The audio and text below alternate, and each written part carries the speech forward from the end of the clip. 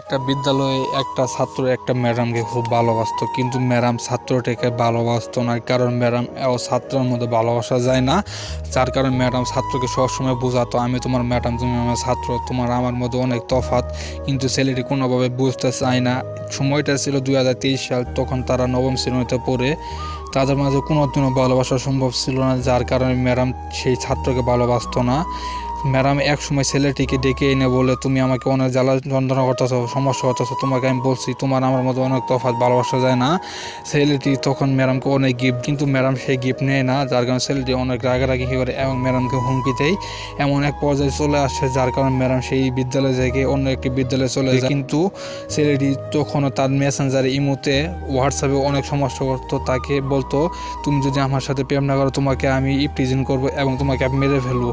এভাবে আরও 2 থেকে 3 মাস চলে, কিন্তু তাকে ঠিক মতো ওই স্কুলেও থাকতে দেয় না। এক সময় চলে আসে যখন বাধ্য হয়ে মেয়েটি তার সাথে প্রেমে জড়িত হয় এবং ছেলেটিকে বলে, তুমি আমার সাথে দেখা করতে পারবা। ছেলেটি বলে, হ্যাঁ দেখা করবো। কিন্তু দেখা করার সময় মেয়েটি অনেক গুন্ডা ভাড়া করে এবং ছেলেটিকে ডেকে এনে একটি হোটেলে নিয়ে তাকে মেরে ফেলে।